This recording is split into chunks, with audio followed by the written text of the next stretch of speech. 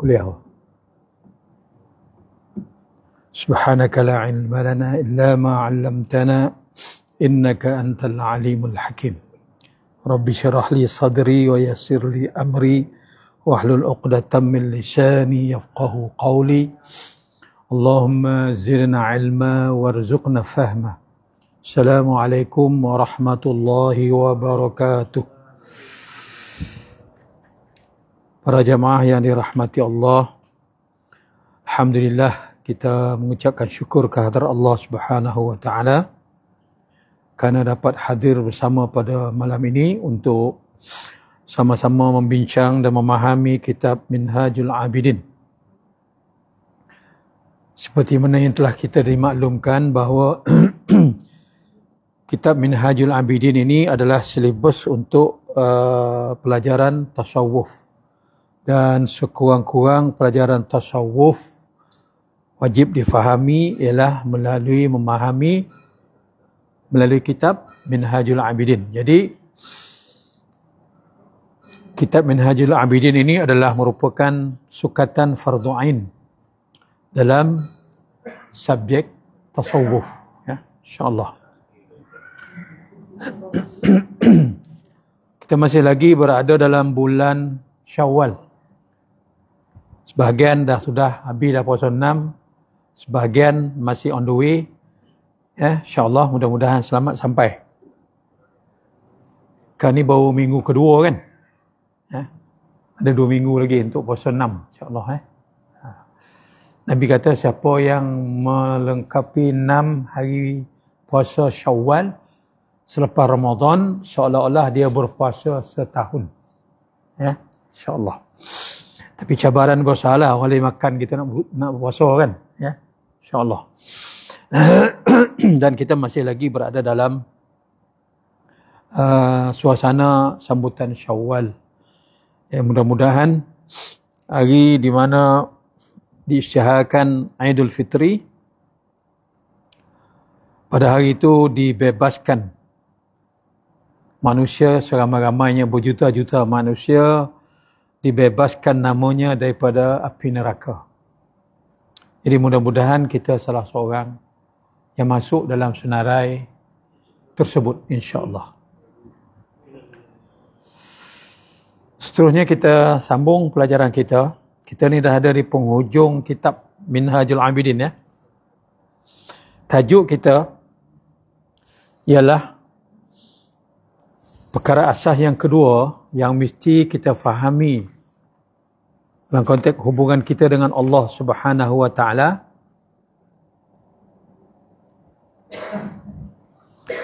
Yang pertama itu dia ada 2 perkara. Yang pertama, kita kena merenung dan memahami betul-betul berkait dengan perintah Allah dalam Al-Quran. Sama ada berbentuk syariat ataupun berbentuk tauhid. Yang rujukan kita mestilah melalui apa yang diperintahkan oleh Allah dalam Al-Quran. Sama ada perintah suruh ataupun perintah tegah. Bahagian kedua ni, kita diminta untuk memahami supaya kita memerhatikan suatu perkara penting dalam hubungan kita dengan Allah, iaitu memerhatikan af'alullah. Memerhatikan di sini maksud dia berperhati, tengok, fikir dan renung. Ambil ibrah, ambil pengajaran. Apa iakah rahsia yang terkandung dalam usaha kita memikir, merenung tentang af'alullah. Af'alullah ni apa? Kerja, perbuatan Allah Ta'ala. Berhidup, bermakan, tadbir ni urusan yang melibatkan perbuatan Allah Ta'ala. Dalam mengabdikan diri dan mentakrib, menghampirkan diri kepada Allah Subhanahu wa taala, aspek ni penting. Melihat perbuatan Allah. Ya, penting, ya. Melihat perbuatan Allah ataupun memerhati, memikirkan perbuatan Allah dalam 2 perkara. Yang pertama dalam hal memberi balasan dengan seksa azabnya. Dalam Quran Allah ceritakan bagaimana dia bertindak menurunkan azab akan perbuatan Allah Ta'ala tu, menurunkan azab kepada manusia yang durhaka. Dalam Quran banyak kisah yang telah kita bentangkan selama ini, bagaimana tindakan Allah menurunkan azab dan seksanya kepada orang-orang yang durhaka. Ini termasuk dalam kisah-kisah yang Allah ungkapkan dalam Al-Quran. Jadi kita renung macam mana perjalanan kerja Allah Ta'ala. Bila dia turunkan, kenapa dia turunkan, macam mana dia menurunkan azab itu, apa syarat-syarat azab ini turun. Ini kena fikir. Sebab ini termasuk dalam tuntutan memperelok dan memperindahkan hubungan kita dengan Allah. Tengok, subhanallah, dahsyat kerja Allah Ta'ala dalam menurunkan azab. Itu bab pertama. Merenung dan memerhatikan af'alullah dalam bab dia menurunkan azab. Itu sebab dalam Quran banyak kisah-kisah yang cerita tentang Allah turunkan azab. Cuba study, tengok, renung. Aspek kedua dalam af'alullah yang kita kena perhati ialah perbuatan Allah dalam mengurniakan keampunan dan kemaafan kepada hamba-hambanya yang bertaubat. Yang pertama tadi, perbuatan Allah menurunkan azab. Yang kedua, kita gondong tengok macam mana kaifiat, cara Allah Subhanahu Wa Ta'ala memberi keampunan dan kemaafan kepada hamba-hambanya yang berdosa kemudian bertaubat. Macam mana proses itu berlaku? Kata Imam Ghazali, ini aspek yang kedua yang penting kita renung.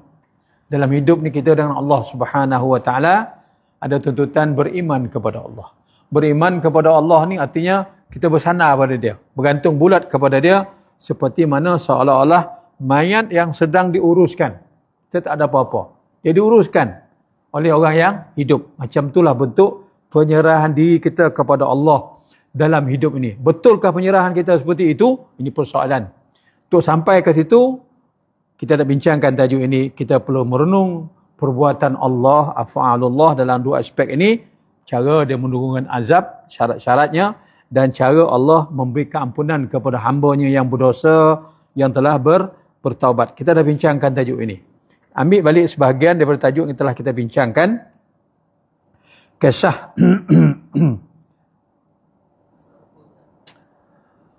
yang pertama itu kisah Nabi Musa alaihissalam. Dia berkelahi dengan bangsa Fir'aun. Bangsa Fir'aun yang Qibti. Sekarang ni bangsa Fir'aun yang ada di Mesir itu adalah Kristian Koptik. Itu asal bangsa Fir'aun. Koptik. Nabi Musa daripada keturunan Bani Israel, Yahudi. Kelahi. Nabi Musa ni dalam kisah sejarahnya, sirahnya, Bani Israel tahu Nabi Musa ni dia ada kekuatan luar biasa.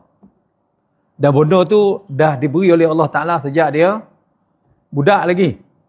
Sebab kita tengok dia ni ganjil. Sebab dia diselamatkan oleh ibunya, dihanyutkan dalam sungai Nil. Banyak kelebihan Allah beri kat dia. Antaranya kekuatan Nabi Musa AS dia gagah. Ya? Sekali tumbuk mampus kawan tu. Dia tidak bertujuan nak membunuh. Dia tujuan membela Bani Israel yang bergaduh dengan Qibti. Tumbuk sekali mati. Tak pernah sabar tumbuk sekali mati. Tapi oleh kekuatan dia tu, dalam konteks dia dengan Allah Subhanahu Wa Ta'ala, itu satu kesalahan. Dia beri kau pesako ni kan suruh bunuh orang tu. Itulah seolah-olah dia. Perbuatan Nabi Musa tu dia terlajak. Kan? Patutnya kadar tumbuk sikit lah atau tampar sikit dia. Ni tumbuk, powerfulnya tumbuk, mati. Ya? Di sisi Allah Subhanahu Wa Ta'ala salah guna nikmat lah. Dia sebagai seorang Nabi yang dilantik, itu walaupun kesalahan tu nampak kecil, dia bela orang, tapi sebagai seorang Nabi, kesalahan tu besar. Di sisi Allah Subhanahu Wa Ta'ala. Kesalahan tu besar. Bila Nabi Musa alaihissalam ingat balik, itu adalah anugerah Allah. Jangan salah guna. Aku sekarang ni dah salah letak, salah guna nikmat yang dianugerah oleh Allah Ta'ala berjumpa mukjizat. Satu kesalahan besar. Lalu, saudara, ini adalah satu kesalahan sebagai seorang Nabi, salah guna mukjizat, mengadu kepada Allah, mengaku salah. Rabbi inni zalamtu nafsi faghfirli.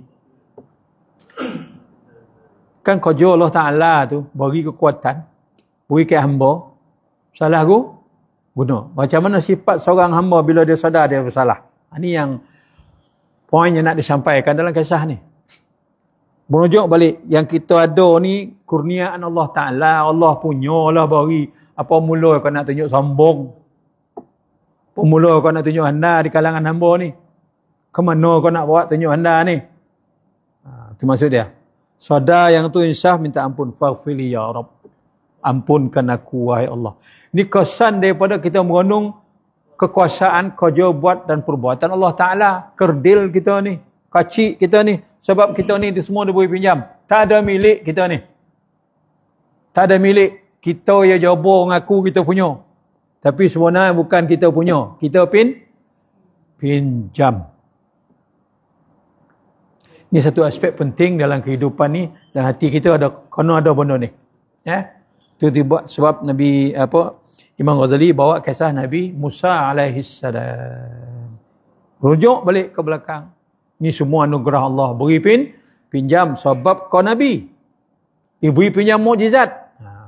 Sebab kau wakil rakyat, diberi pinjam jawatan wakil rakyat. Jangan salah guna. Hari ni tengok dia raup kan. Potong pokok durian, dusun durian yang dah umur 20 tahun lebih. Apalah hari ni kita nak tahu bang, macam mana tanah tu boleh orang tanam tengah hutan tu? Itu persoalan besar. Tanah ni kena mohon melalui pejabat tanah. Kalau negeri ada raja, melalui raja. Hari ni bising tobang pokok durian musang king beribu hektar. Apa sebab? Siapa yang meluluskan tu? Ini persoalan besar. Orang yang ada kuasa salah guna kuasa. Marah ke Cino DAP. Yang beri kau pula kau marah ke Cino DAP tu pula. Dia bayar premium. Lakonan. Orang politik ni banyak berlakon. Ya tak Cik Wim? Lepas tu sorak depan ramai pembela bangsa. Pet. Kau tak kenal Tuhan ke? Ini masalah dia. Ini yang dilakukan oleh Nabi Ibrahim, mengaku salah. Allah tersilap. Allah, saya salah guna nikmat yang kau beri ni. Tak ampun. Macam tu lah. Ini kan dia minta ampun. Dia berlakon. Konon orang lain buat. Padahal dia yang baling sembunyi tangan. Allah. Kes perumahan tanah Sungai Baru. Di mana? Di Selangor kan? Tuduh kerajaan yang ada hari ni. Gadaikan tanah. Rupa dia masa berkuasa mungkin dia buat. Allah. Jahatnya. Kan? Jahat tak? Seolah-olah tak ada Tuhan. Seolah-olah tak ada agama. Ini tujuan ni. Belajarlah kita tasawuf sikit. Kan? Kau beragama ni tanda bukan hanya berlarak masa mulut Nabi je dah. Tu bohong tu. Itu berlakon nama tu. Kan? Ni pakainya. Ambil contoh Nabi Musa alaihissalam ngaku salah depan Allah. Merenung ni kau buat Allah Ta'ala susun ni. Ngaku balik aku salah. Kan selesai. Kita tak kenal Tuhan. Pentingnya kita memahami, menghadami sukatan tasawuf ni dalam kehidupan kita beriman. Supaya kita tak bercanggah perbuatan dan tindak tanduk kita dengan kehendak Allah Subhanahu wa Ta'ala. Hanya satu kesalahannya yang dilakukan oleh Nabi Musa. Tumbuk mati. Akur dia di hadapan kebesaran kuasa Allah Ta'ala. Macam tu Kemudian seterusnya. Kemudian kita ingat pada kejadian mengenai seorang yang bernama Bal'am bin Ba'ura. Bal'am bin Ba'ura di zaman Nabi Musa juga. Yang telah diberi ilmu sehingga dapat mengetahui isi kitab-kitab dahulu. Bal'am bin Ba'ura ni, dia tak duduk di Mesir, dia duduk di Kanaan. Kanaan di Syam sekarang. Antara kelebihan Bal'am bin Ba'ura ni, Allah beri dia kelebihan mengetahui rahsia Asma'ullahul A'zam.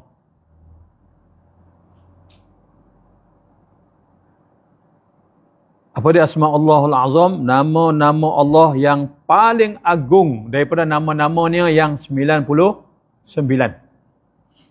Antara 99 tu ada nama Asma'ullahul A'zam yang paling agung. Dan rahsia nama-nama A'zam yang paling agung ni Allah beri kepada Bal'am bin Ba'ura. Dalam kisahnya, Bal'am bin Ba'ura ni, ni kerja Allah Ta'ala beri kelebihan kat manusia. Kan kau punya dah Allah Ta'ala beri. Kan? Ini sombong sampai pencet dengan Jibril tak tahu dah diri. Kau tak tahu dan bombo main banyak pada api lah, bombo tunjuk ek. Kan?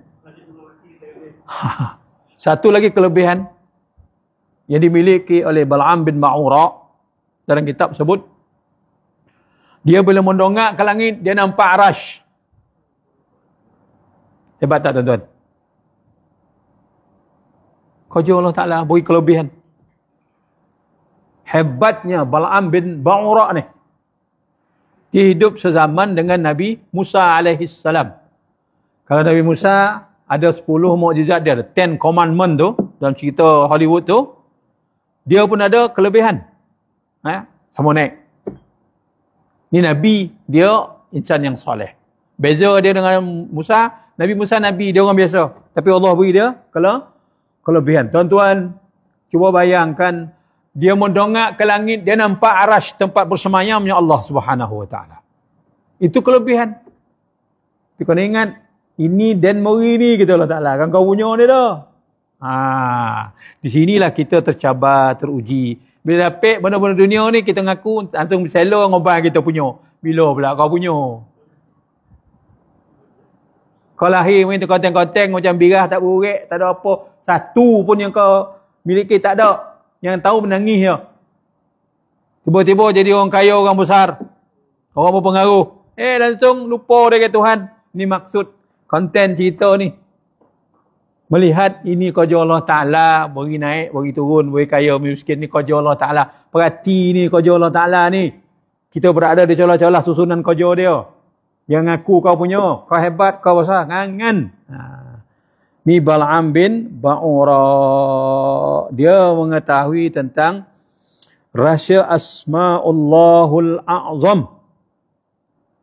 Tetapi akhirnya ilmu dan kemujarabannya itu ditarik oleh Allah kerana cenderung kepada perhiasan dunia dan kepada ahli keduniaan. Ini tuan-tuan Tak ada orang terlepas daripada ujian Allah.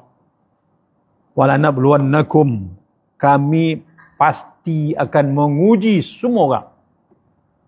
Masing-masing akan diuji mengikut kapasiti apa yang kita miliki yang diberi oleh Allah. Tak sama. Dia diuji oleh Allah. Di saat dia mempunyai kelebihan dan kehebatan sehingga ia sama seperti sifat anjing yang sedang lapar dan anjing yang tak lapar. Tetap sahaja menghulurkan lidahnya. Tabiat anjing. Allah buat perumpamaan. Orang lupa kepada nikmat dan rahmat Allah Ta'ala. Lupa diri dengan dunia ni. Allah Ta'ala kata kau macam anjing. Apa nisbahnya anjing? Ini label yang Allah beri ke orang-orang yang macam ni. Anjing ni kita beri dia minum, dia tetap juluh lidah. Tak beri makan pun dia tetap juluh lidah. Sebab tabiat anjing ni, dia juluh lidah. Hodoh lah perangai. Perangai koji.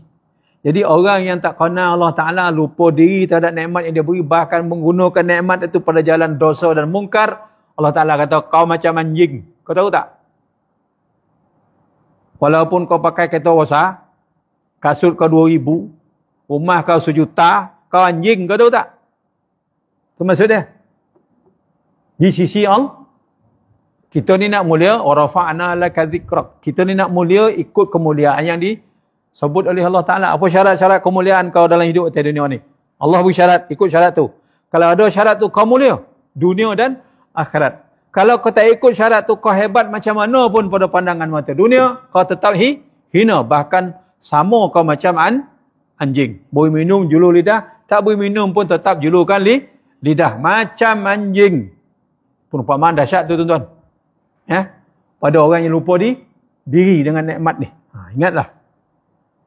Bila berpijak di atas nikmat Allah Ta'ala, kau ingat itu adalah milik Allah. Demikian pula Bal'am, padahal ia telah diberi oleh Allah keistimewaan, tetapi ia masih tergoda dengan pemberian orang yang suka menghasutnya, supaya mendoakan Nabi Musa agar tidak dapat memasuki negaranya. Kisah ni bermula, Bal'am ni dia berada di Syam, Nabi Musa berada di Mesir. Suruh perintah, Allah Ta'ala perintah, pergi buka negeri di Kanaan, yang tempat Bal'am bin Ba'urah ni sebarkan keimanan, masukkan orang dalam Islam. Kabar tu sampai kepada penduduk Kanaan dan rajanya, dan orang-orang tahu bahawa Bal'am ni doa dia makbul. Panggil tuan, panggil tuan guru lah, tuan guru ke, tuan syekh ke, tuan presiden ke, panggil. Ni Musa sedang bergerak ke arah Kanaan. Jadi kita tak mau negeri ni jatuh di bawah kekuasaan dia. Kita minta Tuan minta doa ke Allah Ta'ala, sebab Tuan mengetahui rahsia Asma'ullahul A'zam. Tuan dapat melihat arasy Allah Ta'ala. Jadi kami percaya Tuan bila minta doa Allah perkenan. Kan? Labai-labai jangan jawab. Kelebihan ilmu yang Allah bagi itu bukan untuk tunjuk act, salah guna, ikut hasutan pengaruh pengikut. Jangan pegang prinsip ilmu tu. Hak Allah Ta'ala. Jangan kalau nak menang pilihan raya, ubah statement. Sebab dan labai dan ada autoriti, ubah. Rasuah jadi sedekah. Dah ada labai baik ke Malaysia kan? Torang-torang dalam gambar, dalam video, beri rasuah. Dia kata itu bukan rasuah, itu sedekah. So kau jawab depan Allah Ta'ala. Kenapa kau ubah hukum tu? Itu maksud dia. Ya? Kalau baik pasal baku, baik sekorban kau, kalau kau salah guna title kau dalam konteks ilmu, milik Allah, kau salah. Ni maha guru ni wali ni. Itu bukan persoalan. Persoalan prinsipnya ialah kita dengan Allah Ta'ala. Ilmu tu untuk apa? Jangan salah guna. Ini yang berlaku kepada Bal'am bin Ba'urah. Hari ni tuan guru, tuan presiden, syekh, wali, tak nampak arasy dia tuan-tuan. Tak dapat dia rahsia Asma'ullahul Azam tu dah. Seperti mana yang berlaku kepada Nabi Sulaiman. Siapa yang bawa singgasana Balqis depan Nabi Sulaiman? Ingat je Ibrahim? Siapa nama dia? Sama ke Bal'am? Dia memiliki rahsia yang sama. Asif bin Barkhiyah, itu zaman Nabi Musa, Nabi Sulaiman. Dia boleh bawa, ambil Balqis daripada Palestin, daripada Sana'a di Yaman, bawa ke Palestin dalam istana Nabi Sulaiman sekelip mata. Siapa? Asif bin Barkhiyah. Dia juga insan saleh. Sepakat ulama mengatakan dia bukan Nabi, dia insan yang saleh, yang diberi oleh Allah Ta'ala rahsia Asma'ullahul A'zam. Hebat tuan-tuan. Orang dulu kan dapat anugerah Allah Ta'ala. Tapi dia pegang prinsip ini hak Allah Ta'ala. Jangan salah guna. Sama seperti mana Bal'am bin Ba'urah. Ya? Cuba kita tengok. Panjang kisah Bal'am bin Ba'urah ni.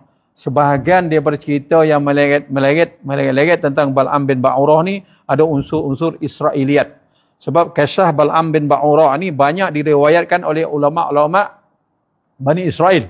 Oleh ulama-ulama daripada Yahudi. Jadi banyak tokoh tambah. Ya. Tapi Imam Ghazali ambil saring kisah ni sekadar untuk ambil iktibar tentang sejarah dan latar belakang kisah Bal'am bin Ba'urah. Lalu berlakulah kisah. Pada suatu hari Nabi Musa alaihissalam sedang memerangi orang-orang kafir yang melewati negeri Kan'an, tempat kediaman Bal'am. Maka penduduk Kan'an menghadap Bal'am dan meminta kepadanya agar mendoakannya supaya Nabi Musa jangan sampai dapat masuk ke negara itu. Alasan mereka kerana Nabi Musa itu seorang yang kejam, mungkin akan terhalau dari sini atau akan ditumpas semuanya. Dia tahulah Nabi Musa ni kalau masuk mana-mana semuanya akan tumbang. Gunakan statement, ubah statement fitnah, jangan bagi dia masuk. Dia ni kejam, dia bunuh orang, dia isak darah, macam-macam lah. Ubah. Menukar statement. Ya? Menukar statement. Macam hari ni orang politik, apa isu yang dia boleh manipulate, dia akan manipulate. Walaupun isu kocik, dia besar-besar akan nampak macam lori nak kena bakar. Yang penting ada isu. Ini politician tak bunuh ni. Jangan guna isu untuk memadamkan kebenaran yang ada. Isu is isu.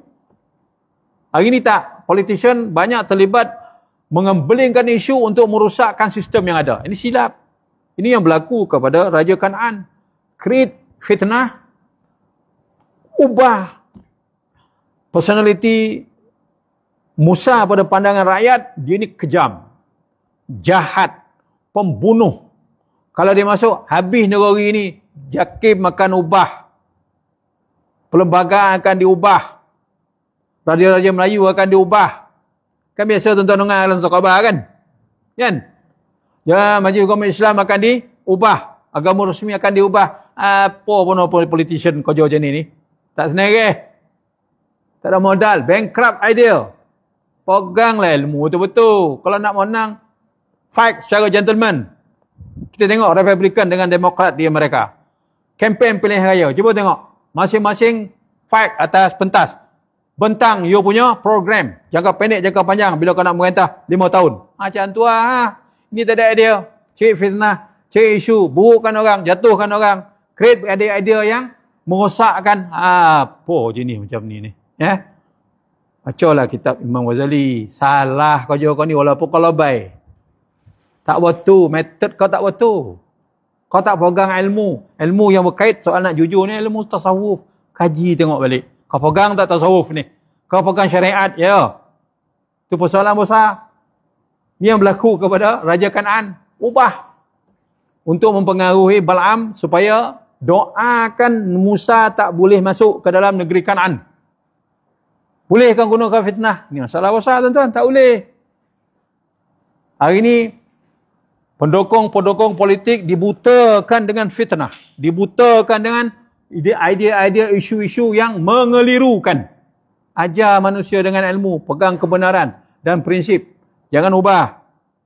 Kan nak menang semata-mata dalam pilihan raya ni lah. Kita nak perjuangkan kebenaran. Bila permohonan datang kepada Bal'am bin Ba'urah, dia kata apa? Kamu ni penghasut. Marah. Nasabahkah kamu nak aku minta doa pada Allah Ta'ala terhadap Nabi Musa? Padahal Musa, kata Bal'am, dia adalah Nabiullah. Nabi yang diutus oleh Allah Ta'ala. Layakkah aku nak minta doa supaya dia menyekat langkah dia? No, tak boleh, kata Bal'am. Beliau datang disertai malaikat-malaikat dan kaum yang beriman. Tuan-tuan, sejarah para Nabi dan Islam ni, dia bukan dia semata-mata, tapi selain daripada lahiriah yang Allah bagi berupa nikmat, di sana di belakang sana ada himpunan para malaikat. Bal'am nampak ni kau gila nak suruh dia minta ke Allah Ta'ala nak lawan Musa. Dia Nabi yang Allah utus. Dalam sos tentera dia tu malaikat. Kau gila. Itulah kata ya. Ni lebay-lebay lurus ni. Masa lurus lah. Kan? Masa bengkok lain nak cerita.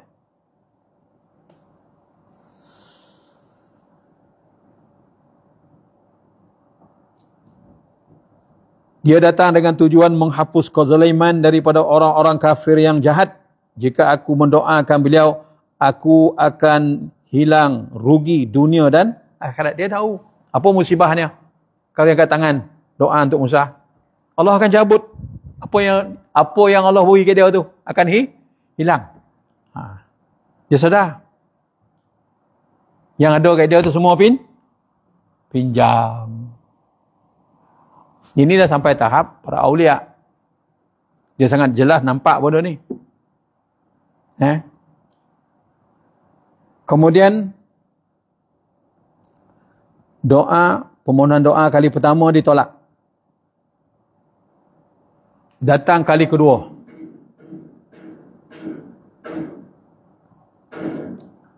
Merayu supaya Bal'am bin Ba'ura angkat doa supaya Musa tak masuk ke Kanaan. Bal'am katakan, aku dah beritahu tak boleh, tetapi kamu tetap mendesak. Okeylah, tunggulah, aku akan cuba munajat dulu kepada Allah.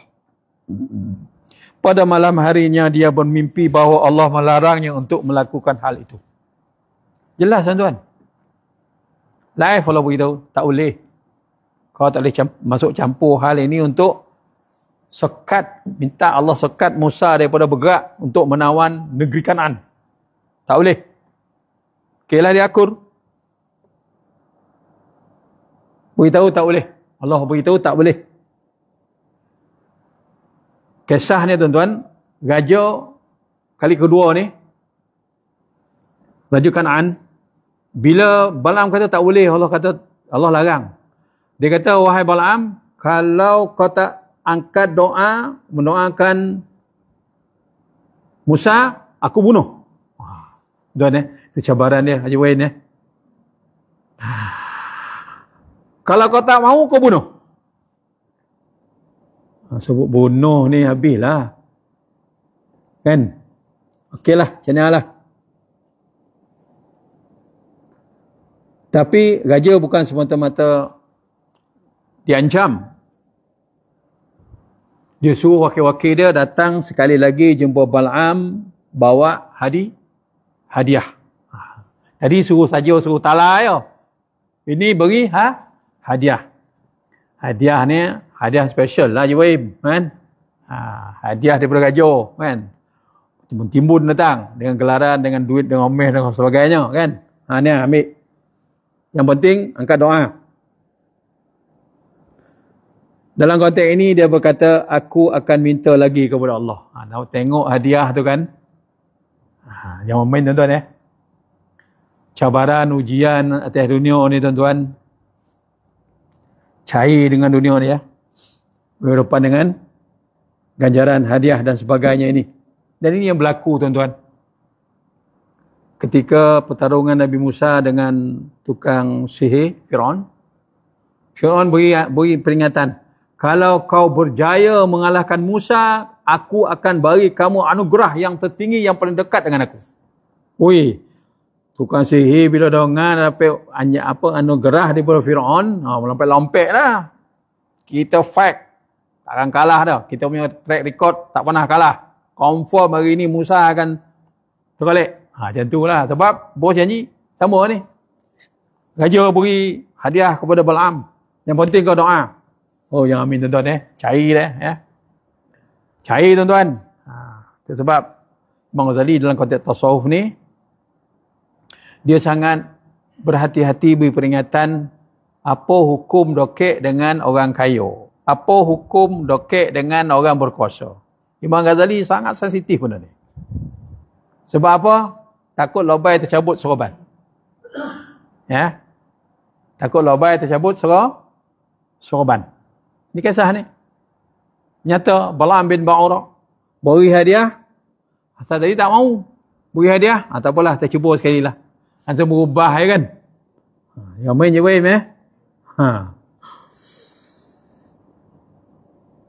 Tetapi pada malam itu ia tidak mendapatkan sebarang tanda dan alamat. Malam tu munajat, tak ada respon. Tak ada tanda jawapan. Lalu ni ditafsirkan oleh pengikut-pengikut raja ni.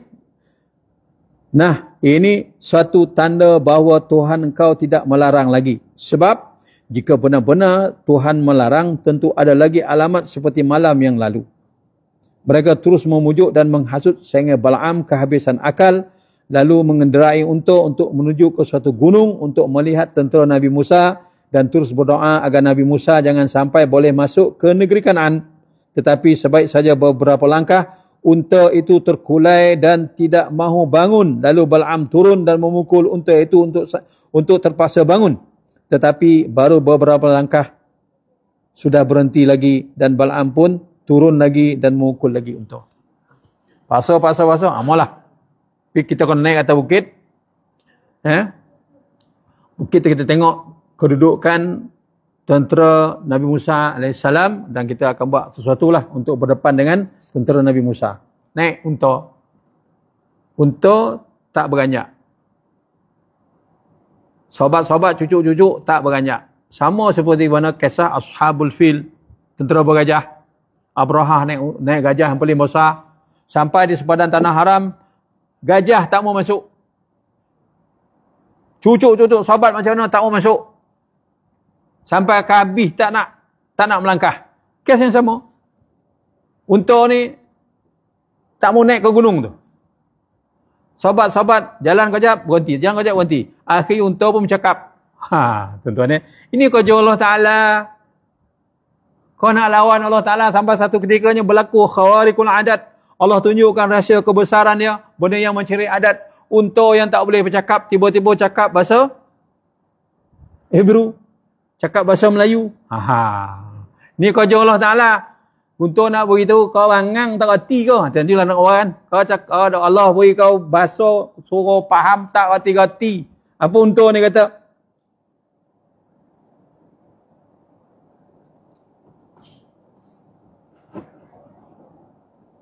Dengan kuasa Allah unta itu dengan serta-merta bercakap, wahai Bal'am, waihaka ya Bal'am. Waihak ni apa tuan-tuan? Waihak ni hampir kau Bal'am. Celaka kau Bal'am. Waihak ya Bal'am. Kau sahabat-sahabat dan kau cucuk-cucuk dan dengan parang kau suruh dan jalan, kau celaka. Apa sebab? Waihaka ya Bal'am, engkau nak ke mana? Kau nak pergi ke mana? Apakah engkau tidak dapat melihat bahawa malaikat-malaikat menghalangiku sehingga aku tidak dapat berjalan? Depan aku malaikat. Dalam kitab syarah sebut, depan unta tu api yang menyala-nyala. Macam mana dia nak melangkah, wahai Bal'am? Kau gila. Kau suruh dia melangkah. Ini kisah ni menjelaskan tentang af'alullah. Sampai ketikanya Allah tunjukkan. Sama macam Palestin sekarang ni. Sekarang ni serangan sedang nak bermula, serangan darat untuk merampas Gaza. Negara Arab, Mesir, Jordan, Emirates bersatu memberi laluan kepada Yahudi. Tak terfikir kita tuan-tuan kan? Arab Saudi tempat turunnya wahyu zaman Nabi Muhammad, dia sekarang bersekongkol dengan Yahudi.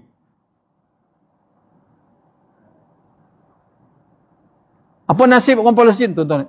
Dihalau, kampung-kampung yang dah dikuasai itu dihalau. Orang berjalan kaki, diarak ke satu tempat. Meninggalkan kampung ramai-ramai. Allah. Makanan tak ada, minuman tak ada. Sampai bila ni tuan-tuan? Sebab sekarang ni, mana-mana masjid, sembahyang subuh ada kunut nazilah kan? Sini buat tak? Masjid ni buat tak? Ada kan? Itu yang kita mampu bantu. Oh, dengan Arab tak boleh harap dah. Malah Saudi kerja dia sekarang ni, mana peluru pandu yang datang daripada Yaman ke arah Israel tu, dia yang sekat. Ngepet tuan-tuan kan. Ini kerja Allah Ta'ala. Kita tak nampak apa rahsia Allah Ta'ala di sebalik itu. Apakah tindakan Allah selepas ini, kita tak tahu. Yang kita tahu bahawa akhir zaman ini Yahudi akan berkumpul di Palestin dan mereka akan dibunuh dan mati di bumi Palestin. Itu janji yang disebut oleh Rasulullah. Peristiwa itu semakin hampir. Bila berlaku? Wallahu a'lam. La tazalu ta'ifatun min ummati zahirina 'alal haqq. Akan tetap ada, kata Allah Ta'ala, di bumiku ini sekumpulan manusia yang akan memperjuangkan kebenaran hak, kebenaran daripada aku. Lalu sahabat tanya, Siapakah mereka ini wahai Rasulullah? Yang dimaksudkan oleh Allah dalam ayat ni, mereka ialah orang yang duduk di Palestin. Itu janji Allah. Dan kita tak tahu macam mana tindak, tanduk dan perbuatan Allah lepas ni. Wallahu alam.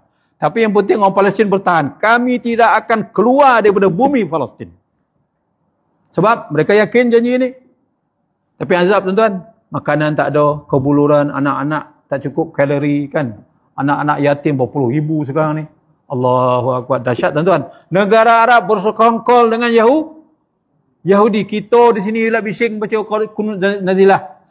Orang Arab kerjasama dengan Yahudi. Presiden Mesir yang mengampas kuasa sekarang ni, Sisi, dia kata apa? Kami akan beri kerjasama sehingga pejuang-pejuang Qassam yang bertahan di Palestin itu, dia adalah rangkaian daripada Ikhwan Muslimin yang kami hancurkan di Mesir. Kami akan beri kerjasama kepada Yahudi supaya mereka dihapuskan. Itu Presiden Mesir punya statement, tuan-tuan. Luka hati kita. Di sini kita melihat Imam Ghazali ajak kita merenung af'alullah. Kerja, tindak tanduk dan perbuatan Allah dalam menurunkan azab dan mengampunkan dosa orang-orang yang berdosa. Lemah kita, tuan-tuan. Kita nak pergi perang, apa yang kita tahu? Dapat batas pun tak ada. Betul kan? Dengan Meriam meletup kat tepi rumah tu terbagai kucing. Berjuang apa? Jawin? Doa. Itulah unsur yang mampu kita buat. Ya.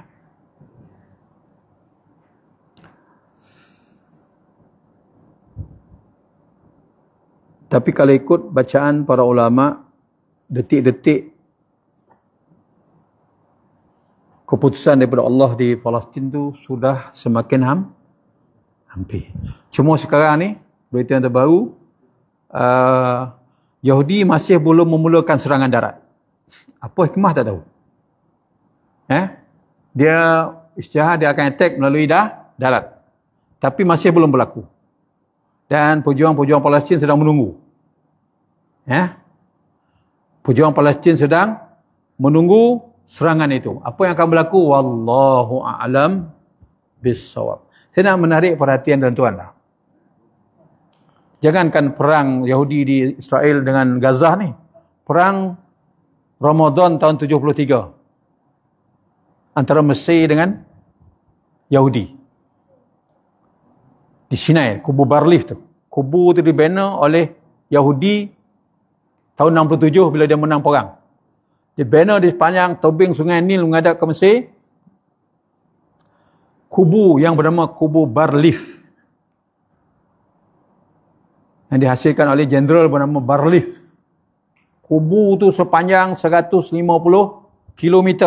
Memanjang di tebing terusan Suez. Ya. Masa tu Menteri Pertahanan Israel Moshe Dayan yang pakai mata sebelah tu.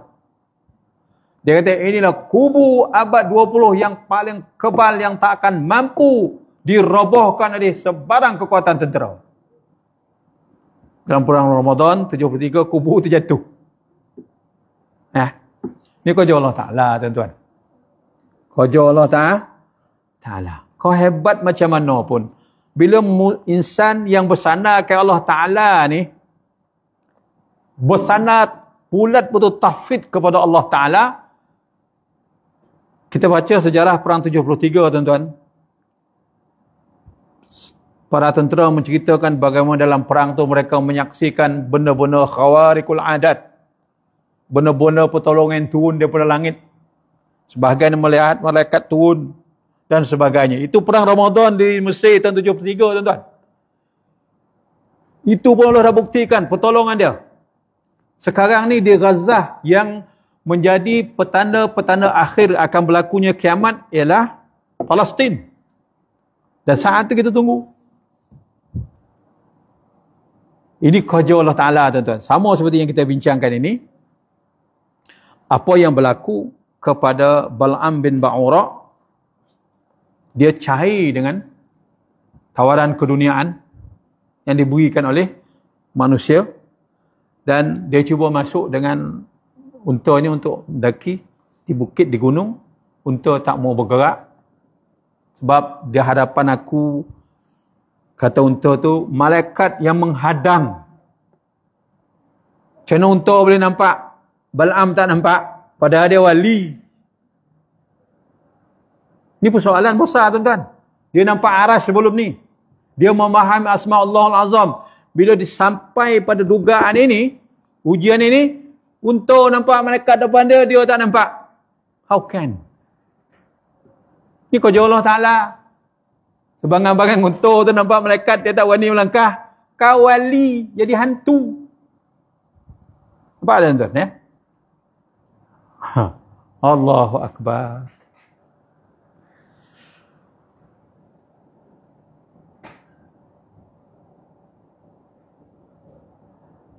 Setelah beberapa waktu, unta itu dapat bangun dan berjalan semula sesampainya di atas gunung Hisan. Bukan Hisan, tuan-tuan. Hisan. Ha, Shin, Alif, Nun. Hisan. Situ tu di Hisan dia. Hisan tu kuda. Hisan. Gunung Hisan. Apa tujuan naik ke atas tu? Nak berdoa. Ni alamat Allah dah bagi dah. Banyak bondo dah tunjuk. Allah buktikan melalui kekuasaan dan perbuatannya. Tak boleh. Sampai peristiwa unta nampak malaikat, dia tak nampak pun, dia tak boleh baca. Itu tindakan dan keputusan Allah. Tak baca. Hijab, tuan-tuan. Ini hijab. Kalau baik macam mana pun kau salah, Allah tutup pintu hati kau. Bahkan lebih tinggi maqam unta pada kau ni. Macam tu mana lah tuan-tuan nak beritahu. Kan? Ingat labai ni hana kau. Labai ni kalau tak jujur, tuan-tuan, dia ulung neraka pada orang jahil. Jangan main. Kalau jujur dengan agama ni. Bukan sekadar nak menang pilihan raya. Kebenaran, prinsip tu kena pegang. Ya, ya, tidak, tidak. Macam tu ha. Mulalah Bal'am berdoa, tetapi aneh sekali. Doa yang ditujukan untuk Nabi Musa dan tenteranya terbalik jadi mendoakan kelemahan dan kebinasaan kaum Bal'am sendiri, dan tiap-tiap ucapan doa untuk kebaikan kaum Bal'am tergelincir doa itu menjadi doa kebaikan untuk Nabi Musa dan pengikutnya. Pada masa itu dia ditegur, Bal'am ditegur dan dibangkang oleh kaumnya. Mengapa justru doanya itu demikian rupa? Ini kerja Allah Ta'ala, tuan-tuan. Sepatutnya Allah, kau hentikanlah perjalanan Musa dan tenteranya, halaulah balik. Kalau boleh kau binasakanlah. Doa tu terbalik. Ya Allah, kau binasakanlah kaum Kan'an ni. Hancurkanlah dia, terbalik. Orang semua heran. Tuan, bukan minta hancurkan kami lah, minta hancurkan Musa. Kerja Allah Ta'ala, tuan-tuan ya. Bukan semua kau hendak yang kau buat, kejahatan yang kau lakukan, bukan semuanya direda dan dibenarkan oleh Allah. Bal'am kata, saya cakap apa yang tuan-tuan minta, tapi lidah saya cakap lain. Ini kerja Allah Ta'ala, tuan-tuan. Tak anda kau dah kan, kau wali je no baiklah. Kau wali kau tu Allah Ta'ala punya, Allah Ta'ala beri. Kau jangan salah guna. Tak apa. Dia kata, saya dah berusaha berdoakan Musa, tapi doa tu terbalik untuk kamu semua. Macam mana? Habislah ketia. Allahu Akbar. Ini maksud merundung af'alullah. Ini kerja Allah Ta'ala. Ingat kalau baik kau boleh bersuka hati kau agama ni. Tengok agama ni lebay punya. Agama ni Allah Ta'ala punya lah. Tu maksud dia. Kau jangan act dengan lebay kau tu, dengan sahabat kau tu. Ingat peristiwa Bal'am ni.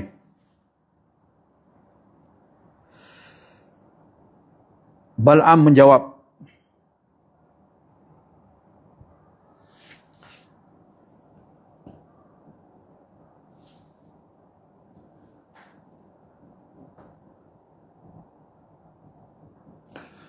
sampai tahap ni, dia sadar, Bal'am sadar. Dia kata apa?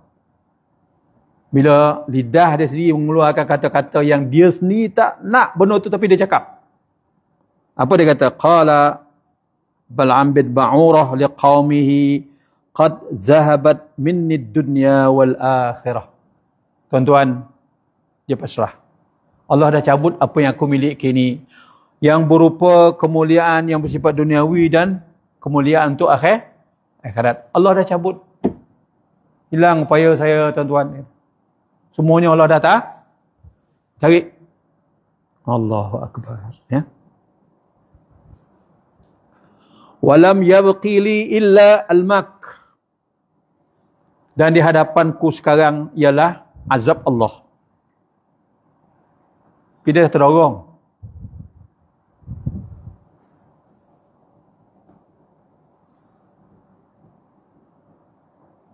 Walam yabqi li illa al-makr wal hilah. Dan aku tak boleh lagi menggunakan medium doa yang aku punya ni, yang hebat ni. Melainkan illa al-makr wal hilah. Melainkan dua cara. Kita menggunakan tipu daya, makr, dan hilah. Doa dah boleh pakai lah, dia kata. Allah dah tarik. Kan strategi kita ialah tipu daya dan hilah. Labai tu tuan-tuan. Bukan labai tu, Tok Wali cakap. Allah suruh renung di peristiwa ni. Allah ubah personality seorang waliullah yang besar di zaman Nabi Musa jadi orang yang menghalalkan tindakan-tindakan kejam dan zalim. Hilang ilmu dia, hilang maqam dia. Dua dia kata yang ada sekarang ni yang aku boleh tolong kamu, yakni al-makru wal hilah. Menghalalkan cara rasuah, kata sedekah. Sama tu. Tu hilah.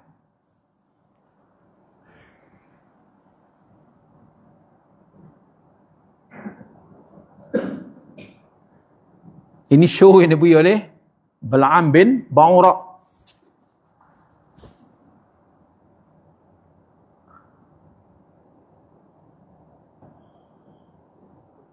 Dengan demikian jelaslah bahawa aku sudah rugi dunia akhirat. Sekarang hanyalah tinggal mencari teori yang harus kita jalankan dengan baik, iaitu kumpulkan wanita-wanita cantik, dihiasi mereka dengan perhiasan yang indah-indah, kemudian suruh mereka membawa barang dagangan kepada rombongan Nabi Musa, dan dipesan agar mereka jangan menahan diri jika ada yang mengajaknya berzina.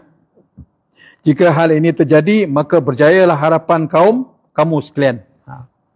Strategi ialah tipu daya dan hilah. Benda ni diharamkan oleh Allah Ta'ala.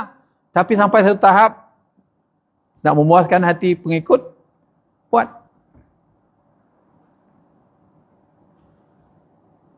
Hantar wanita-wanita yang cantik, bawa dagangan, masuk dalam sah Nabi Musa, jual barang, dan pengaruhi tentera Musa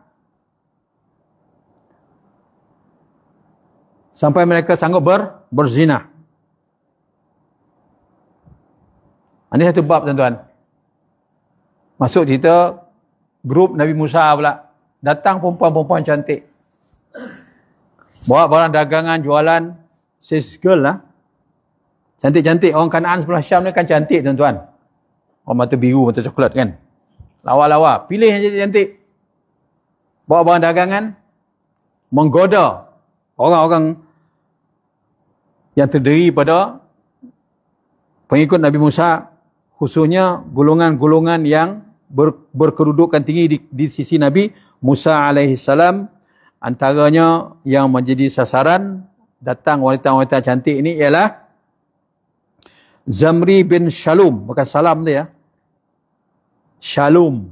Shim lam waw min. Shalum. Bukan salam. Zamri bin Shalum ni salah seorang daripada orang kuat Nabi Musa alaihissalam. Dia ni Sabtun Syam'un bin Ya'qub. Zamri bin Shalum ni, tuan-tuan, dia ni cucu kepada Nabi Ya'qub alaihissalam. Dia keturunan Nabi. Anak kepada Syam'un. Syam'un ni kalau kita baca sejarah Nabi Musa dalam cerita Ten Commandment tu, tuan-tuan. Syam'un ni ialah Simon yang goncang tiang tu kan. Roboh tu kan. Nak tengok tak? Ayuan ni pernah tengok tak? The Ten Commandment tu. Tak nak tengok Tu Hollywood ni cerita tahun 50-an yang cerita tu. Dia boleh tengok tak? The Ten Commandment tu. Simon tu, yang gagah tu, dia adalah keturunan daripada Nabi Yaqub. Ya. Daripada Syam'un ni lah lahirnya Zamri bin Syabat. Zamri bin Shalum. Ini cucu kepada Nabi Musa. Cucu kepada Nabi Yaqub AS. Dia orang kuat Nabi Musa. Datang perempuan, lambai-lambai tongkok, dia pun ubah. Jangan main tuan-tuan. Walaupun dah pencen. Jangan main ya. Jom ni. Datang ni lengok-lengok, lambai-lambai tongkok kan. Panggil habis. Guntuh lah baik. Ya. Tu jangan main. Kan. Tak apa, habis deklis dulu. Deklis tak payah. Kacau. Dah kata tu kotai kau nak panggil abang. Tak mengomang lah kamu. Kan? Akhirnya Zamri bin Shalum ni jatuh. Ini di pihak Nabi Musa ni. Strategi yang kedua digunakan oleh Balaam bin Ba'urah. Pengaruhi orang-orang Nabi Musa dengan perempuan cantik. Ya, itu bab. Terpengaruh, jatuh dalam zina. Zamri bin Shalum, walaupun dia orang kuat Nabi Musa, keturunan Nabi Yaqub, terlibat dengan perzinaan, automatically bila berlaku pengkhianatan dalam amanah Allah ni tuan-tuan, walaupun kalau kait dengan Nabi Musa, sebelah Nabi Musa, orang kuat Nabi Musa, terlibat dengan benda yang diharamkan oleh Allah Ta'ala, sekonyong-konyong turun wabak. Wabak apa? Wabak yang mengerikan, yang menghancurkan ramai tentera Nabi Musa alaihissalam. Ya, ini taun. So konyong-konyong turun taun. Ini kerja Allah Ta'ala tuan-tuan. Kau dah dokek dengan Nabi Musa, kau kena hak dan batil. Kau tahu ini wahyu daripada Allah Ta'ala. Kau tahu ni Musa bawa mujizat Taurat. Tiba-tiba kau terberdaya dengan tipu daya Balaam bin Ba'urah, utus wanita-wanita cantik. Akhirnya kau tergoda. Terlibat dengan zina, sekonyong-konyong turun wabak, yakni ta'un, gelempangan mati. Tadi di sebelah Balaam cerita macam mana Allah susun sampai hilang keberkatan doa Balaam. Di kalangan tentera Nabi Musa pula terlibat dengan perbuatan zina yang ditegah oleh Allah Ta'ala, walaupun dekat dengan Nabi Musa. Balasannya lebih dahsyat, yakni turun bala penyakit ta'un. Ini kerja Allah Ta'ala. Ini tak baliklah tuan-tuan. Ya? Ini tak balik. Bila bala turun banyak ni, tanda mungkar dan maksiat berleluasa. Itu kaedah dia.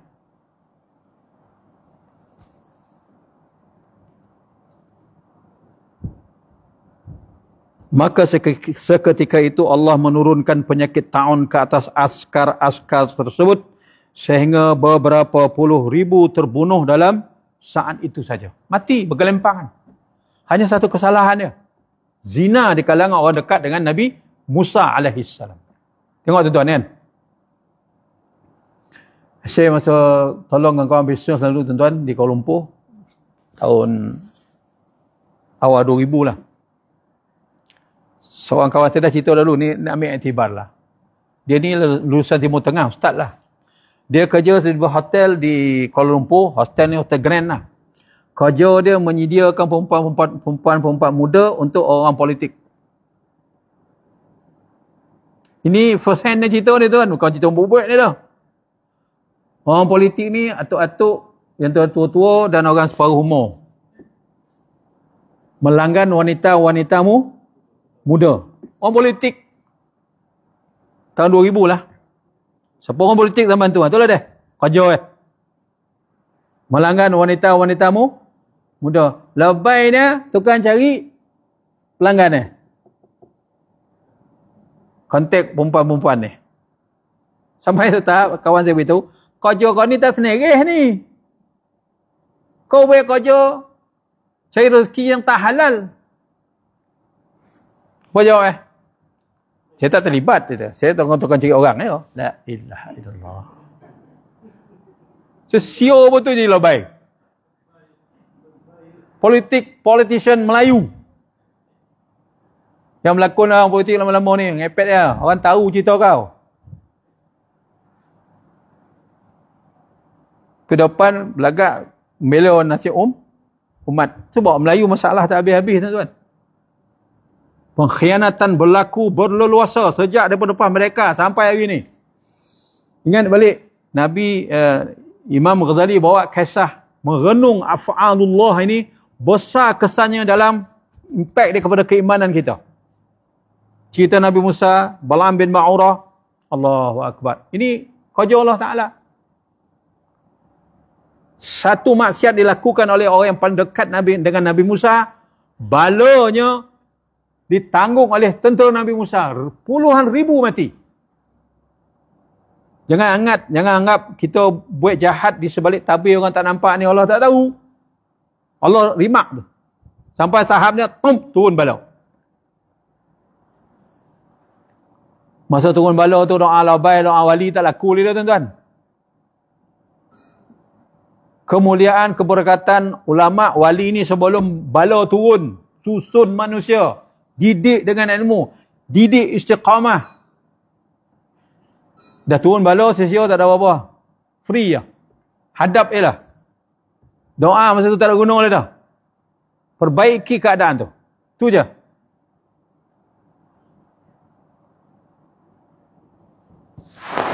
Ini semua berpunca daripada Balaam. Disebabkan ilmu tinggi yang telah diberikan kepadanya telah pun ditarik balik oleh Allah sehingga ia masuk kepada kesesatan dan kebinasaan yang tiada hingganya. Padahal sebelumnya tidak kurang daripada 12,000 orang murid-murid yang belajar kepadanya setiap kali dia mengajar. Kali kelas dia tuan-tuan 12,000. Murid tak surau ni. Tu. 12,000 lah. Sejak terbukit tempat tak murid 12,000 dah. Ramai nak murid Balaam ni. Tapi jangan terpukau. Selagi hidup atas dunia ni tuan-tuan, masa depan kita belum pasti. Di tangan Allah. Jangan act lah. Gantung kepada Allah. Ni maksud dia. Yang Imam Ghazali nak sampaikan. Bergantung betul kepada Allah Subhanahu Wa Taala. Imam Sultanul Auliya Syekh Abdul Qadir Jilani dalam kitab dia Futuhul Ghaib. Dalam kitab Futuhul Ghaib ni seruannya dia tujukan kepada waliullah. Bukan untuk kita orang awam ni, tapi dia nak beritahu. Dia kata, kamu jangan terpukau dengan ilmu. Kamu jangan terpukau dengan maqam yang kamu ada. Kamu jangan terpukau dengan kehebatan yang kamu miliki sehingga manusia datang berduyun-duyun menghadap kamu. Kamu jangan terpukau dengan nikmat dunia yang Allah beri kepada kamu. Pegang yang ada di hadapan kamu bukan itu. Pegang di hadapan kamu ialah Allah. Itu pesan Sultanul Auliya Syekh Abdul Qadir Jilani. Allahu Akbar. Lebih jauh lah pesanan kepada para awliya salihin. Sekongkohnya ada kesan petunjuk untuk kita ambil iktibar. Bayangkan tuan-tuan, sekali dia mengajar anak murid dia 12,000. Kalau sikit-sikit tuan-tuan. Hebat.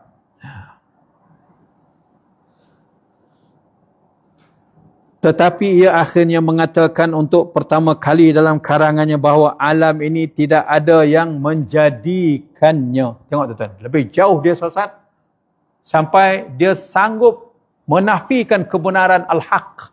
Dia kata alam ni tak ada yang menjadikan. Mana tak ada peranan Allah di situ. Bukan kuasa Allah yang menciptakan. Sampai tahap dia membelakangi ilmu yang dia pegang selama ini. Itu kejahatan tuan-tuan Jangan ingat selagi atas dunia kita hebat, kita akan selamat an makrillah, daripada tipu daya Allah yang bersifat azabnya. Jangan rasa aman. La ta'manu bi makrillah. Nabi kata, jangan kamu rasa selamat daripada ketentuan percaturan azab Allah Subhanahu wa taala. Bergantung kepada Allah. Apa hal bergantung kepada Allah. Kita mohon perlindungan daripada Allah agar dijauhkan dari murka dan seksanya yang amat pedih dan hina. Kerana kita tidak akan kuat untuk menanggungnya. Ini pentingnya kita merenung kerja Allah Ta'ala. Sama ada dalam kaedah dia menurunkan bala, bila, apa sebab, bagaimana, kaif, ataupun perbuatan Allah dalam mengampunkan orang-orang yang berdosa setelah dia bertaubat. Macam mana cara untuk bertaubat? Bagaimana taubat ini boleh diterima oleh Allah Ta'ala? Dosa-dosa yang macam mana taubat ini wajib disegerakan. Di situ peranan kerja Allah Ta'ala. Merenung kisah-kisah yang dirakamkan oleh Imam Ghazali ini, mendorong kita untuk berfikir, tafakkaru, berfikir. Sebab dalam Al-Quran banyak ayat-ayat suruh kita fikir. Alam tara kaifa fa'ala rabbuka bi ashabil fil. Alam tara, tidakkah kamu lihat? Tara di situ ialah fikr. Alam tufakkir. Kenapa kamu tak fikir bagaimana tengok kisah Allah menghancurkan tentera bergajah? Afala yanzuruna ilal ibili kaifa khuliqat. Kenapa kamu tak kerah otak kamu mengkaji kejadian seekor unta? Banyak ayat-ayat yang dalam Al-Quran mengajak manusia berfikir, merenung, tafakkur, tadabbur. Dalam konteks melihat kerja perbuatan Allah Subhanahu wa ta'ala. Nabi SAW rasa ditinggalkan oleh Allah setelah wahyu terputus. Allah Ta'ala kata, Alam yajidka yatiman fa'awa. Kau tak fikir ke wahai Muhammad, bila kau jadi anak yatim, kasih sayang pak saudara kau tumpah ke kau lebih daripada anak dia sendiri. Kau tak tengok kau ini, kau tak fikir kau siapa yang menumpahkan sayang tu dalam hati ibu, pak saudara kau kat kau. Alam yajidka yatiman fa'awa. Wa wajadaka dhallan fahda. Kau tak fikir kau dalam dunia sesat Arab jahiliah kau tidak pernah sekali pun tunduk dan sembah berhala. Siapa yang memelihara kau? Ini kerja Allah Ta'ala.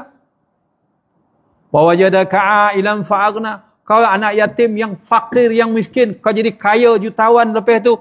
Siapa yang membuka jalan rezeki kepadamu wahai Muhammad? Bukankah Allah?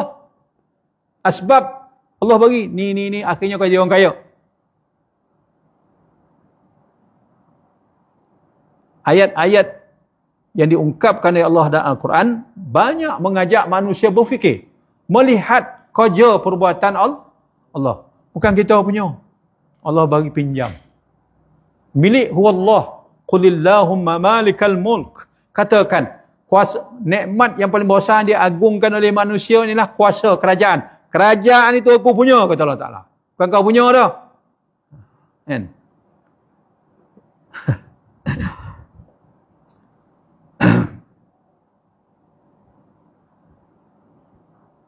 Tadi ada kawan hantar mesej pemilihan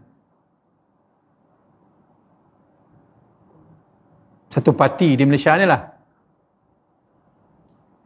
Dia kata undi dalam pemilihan pakai undi online. Dia kata undi tidak transparent. Itu masalah lah tu. Undi online disalahgunakan. Ada juga kerja macam tu kan. Nak apa tu? Jawabin. Nak menang. Menang cara kau betul ke tak betul? Ini persoalan besar. Kenapa kau buat kerja ni? Di hadapan Allah Ta'ala. Kau ngaku kau Islam. Kau mengaku umat Muhammad. Tapi kau tipu. Nampak tak tuan-tuan? Goyah iman dia. Berdepan dengan tawaran jawatan. Jawain. Jangan main. Walaupun dah tak terlibat dengan parti. Tapi kalau ada kawan-kawan terlibat kerja tu, betul lah. Kau nak kan? Allah suruh buat betul-betul. Transparent. Kau abaikan ingatan dan permintaan Allah. Kau timur lepas ni. Zaman Nabi Musa seorang yang terlibat dengan zina, 10,000 mati dengan ta'un. Itu nisbah dia. Ancaman Allah, perbuatan Allah kepada perbuatan mungkar. Kena hati-hati. Hidup tadi ni bukan nak dilebai warak daripada Allah Ta'ala dah. Mungkar, kata mungkar. Jangan buat, jauhi, ajak orang, tinggalkan. Jangan sama-sama join. Kan? Saya ramai kau orang politik ni tuan, macam ragam kan. Tak kira lah parti politik mana kan. Join Nongal aku lah cerita daripada pihak-pihak ni kan. Itulah dia komen politik. Akhirnya, kawan yang hantar mesej kat saya ni, Ustaz tak nak masuk politik ke? Kau rabui dan sampai mampu, tak masuk dah. Betul lah Ustaz kata. Ustaz sanggup kau nak masuk politik jadi seorang bohong? Ustaz sanggup tak bohong? Ustaz kalau masuk politik, Ustaz kena pandai bohong. Ustaz sanggup tak nak dia bohong? Orang politik cakap kat saya tu. Bulan lepas. Maksud, bukan politik tu suruh bohong dah. Orang yang mendukung politik tu pun bohong je Ibrahim. Politik tu betul. Yang mendukung ideologi politik tu pun bohong. Ya tak tahu? Itulah. Ubah pula hukum bohong sunat. Tak pernah cara hukum ambil ya kan? Kita ingat tuan-tuan hidup kita ni tak lama. Tambah umat Muhammad ni 60 ke 70 tahun. Kita yang beruntung ni tu bosan ni dah 80 lebih. Itu Allah bagi bonus kat dia lah kan.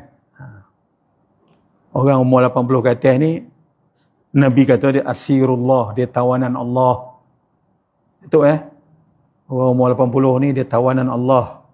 Kalau dia betul-betul pegang agama ni, Nabi kata orang umur 80 ke atas ni doa dia makbul. Atuk bosan tolong doakan saya selalu supaya saya tak mengepet, supaya saya tak sosek, aman dunia akhirat kan. Itu kelebihan yang Allah bagi tuan-tuan. Bukan ramai orang umur 80 ke atas ni kan. Masuk 60 dah bengot. Haji Mani berapa? Haji Mani? Haji Mani berapa? How old are you? 68. 68 dah bengot dah. Kan? Untuk bosan steady ya kan? Itu masing-masing. Ya? Itu susunan perbuatan Allah Ta'ala. Kita syukurlah. Sampai mana terasa umur kita ni, wallahu a'lam. Sama-sama kita belayar, pegang bendera la ilaha illallah ni, jangan lucut. Kisah-kisah yang dipaparkan tadi mengandung makna, syarat dengan pengertian dan iktibar. Depan kita ada Allah. Jangan tergelincir dengan dunia. InsyaAllah kita akan sambung pada sesi yang akan datang. Lalu perhatikan olehmu betapa jahatnya godaan dunia lebih-lebih lagi terhadap para ulama. Kerana keadaannya sangat mengkhawatirkan. Keadaan kita tu bahaya. Umur pendek, beramal tidak sempurna. Sedangkan zat Allah yang menilai sangat teliti dan sangat waspada. Ini ingatan Imam Ghazali kat kita supaya kita berhati-hati. Ya. Tambah depan-depan saya ni semua orang veteran lah kau kan, old timer ya. Jadi pada adat kita nak menghadap Allah dah tak lama. Checklist yang kita nak buat balik ni complete tak? Kalau tak complete, cepat-cepat complete kan. InsyaAllah jangan leko boleh. Mungkin esok lusa sampai janji goodbye. InsyaAllah kan, mudah-mudahan InsyaAllah kita akan sambung pada sesi yang akan datang. Semoga Allah akan menetapkan amal kita selalu dalam kebaikan dan menghapuskan semua kesalahan kita. Kerana yang demikian itu tidak ada sebarang kesukaran bagi Allah. Wallahu a'lam bissawab.